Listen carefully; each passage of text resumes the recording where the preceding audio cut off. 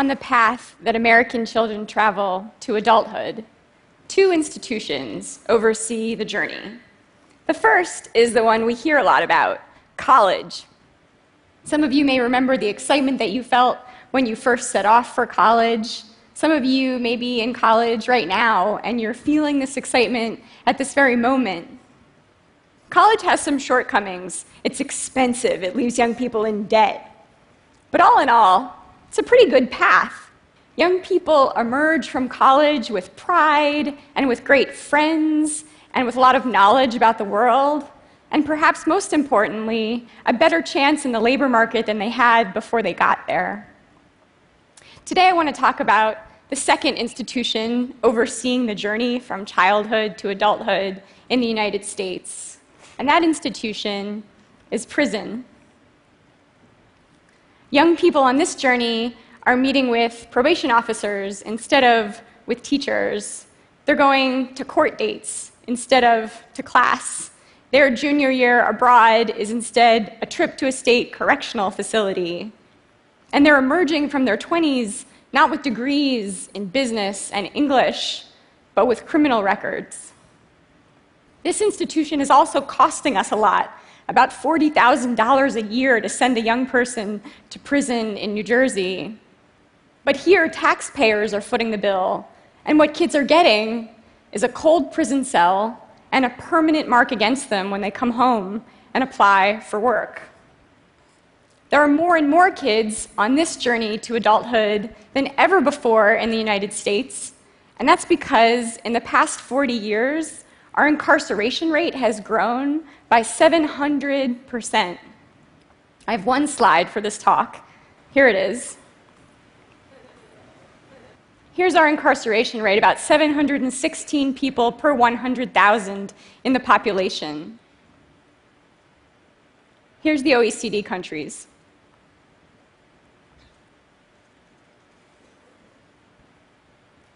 What's more, it's poor kids that we're sending to prison, too many drawn from African American and Latino communities, so that prison now stands firmly between the young people trying to make it and the fulfillment of the American dream.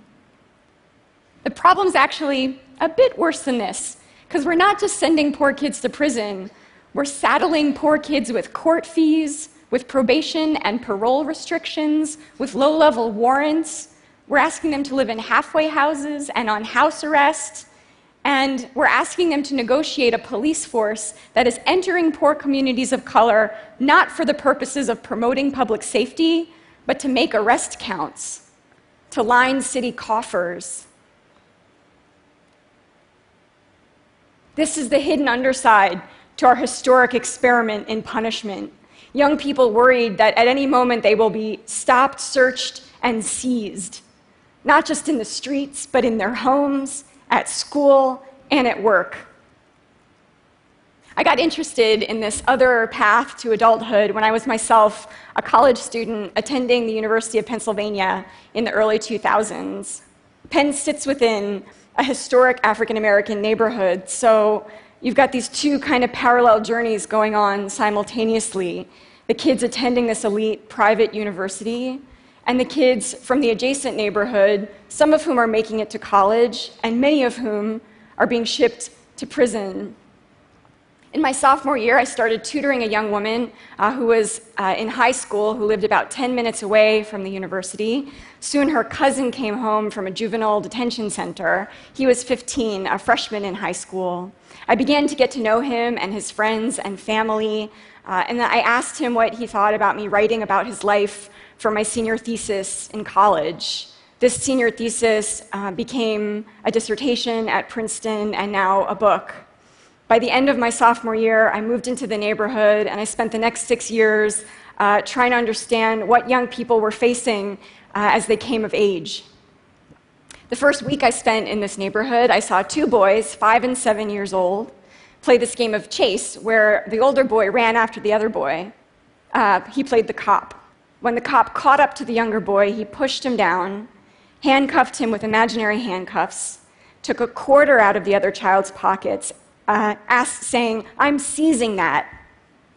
He asked the child if he was carrying any drugs or if he had a warrant. Many times I saw this game repeated. Sometimes children would simply give up running and stick their bodies flat against the ground with their hands above their heads or flat up against a wall. Children would yell at each other, "I'm going to lock you up. I'm going to lock you up and you're never coming home." Once I saw a 6-year-old child pull another child's pants down and try to do a cavity search.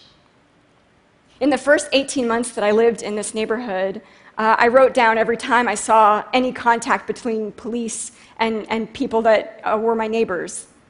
So in the first 18 months, I watched the police stop pedestrians or people in cars, search people, run people's names, chase people through the streets, pull people in for questioning, or make an arrest every single day, with 5 exceptions.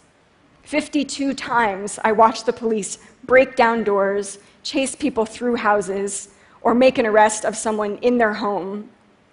14 times in this first year and a half, I watched the police punch, choke, kick, stomp on, or beat young men after they had caught them. Bit by bit, I got to know 2 brothers, Chuck and Tim. Chuck was 18 when we met, a senior in high school.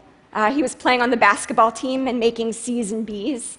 His younger brother, Tim, was 10, and Tim loved Chuck. He followed him around a lot, looked to Chuck to be a mentor. They lived with their mom and grandfather in a 2-story row home with a front lawn and a back porch. Their mom was struggling with addiction, all while the boys were growing up. She never really was able to hold down a job for very long. It was their grandfather's pension that supported the family, not really enough to pay for food and clothes and school supplies for growing boys. The family was really struggling. So when we met, Chuck was a senior in high school. He had just turned 18. That winter, a kid in the schoolyard called Chuck's mom a crack whore. Chuck pushed the kid's face into the snow, and the school cops charged him with aggravated assault. The other kid was fine the next day. I think it was his pride that was injured more than anything.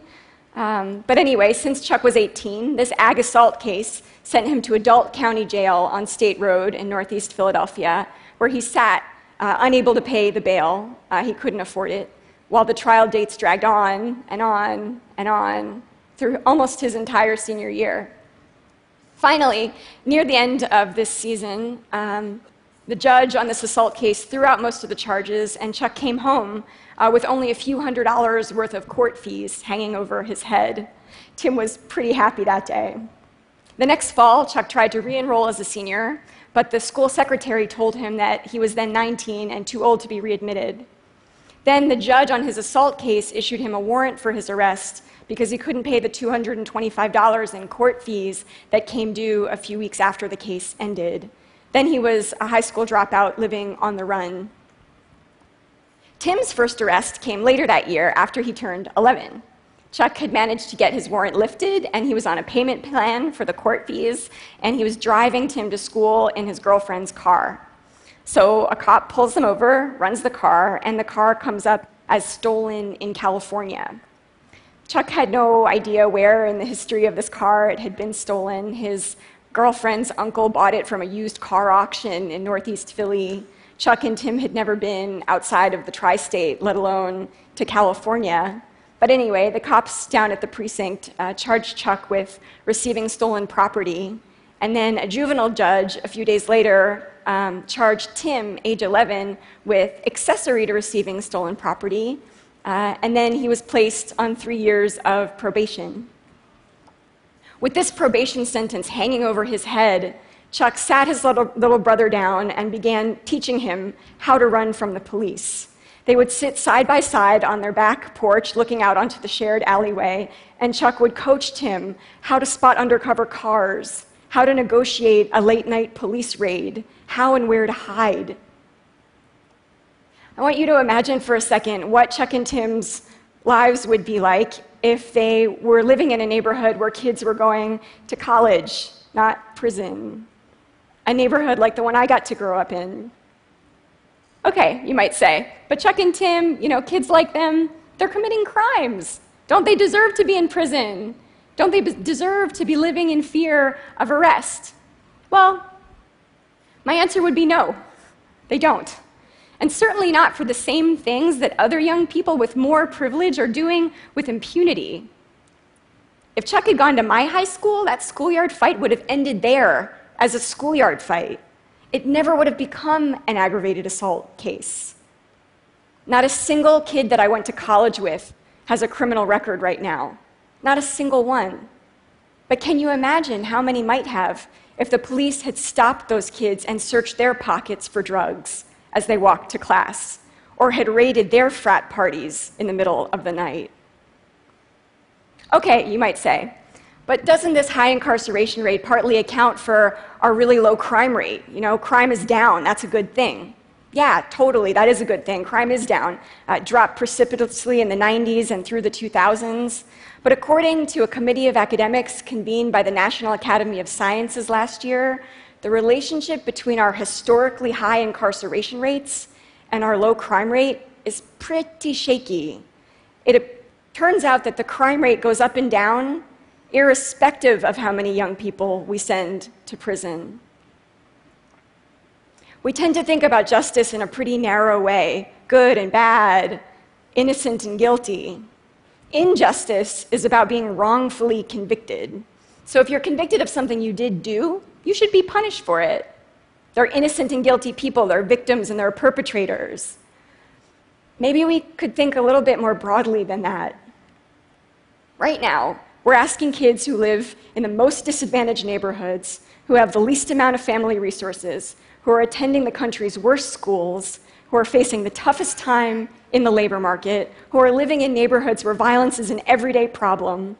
We're asking these kids to walk the thinnest possible line, to basically never do anything wrong.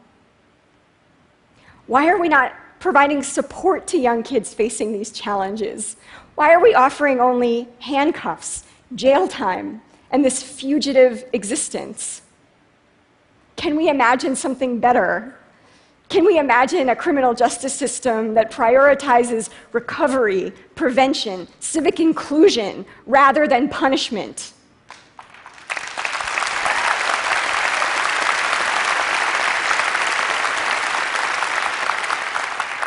A criminal justice system that acknowledges the legacy of exclusion that poor people of color in the US have faced and that does not promote and perpetuate those exclusions.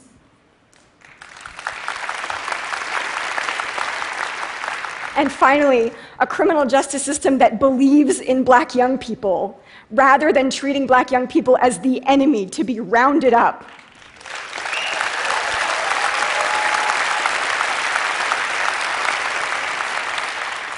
The good news is that we already are. A few years ago, Michelle Alexander wrote The New Jim Crow, which got Americans to see incarceration as a civil rights issue of historic proportions in a way they had not seen it before. President Obama and Attorney General Eric Holder have come out very strongly on sentencing reform, on the need to address racial disparity in incarceration. We're seeing states throw out stop and frisk as the civil rights violation that it is.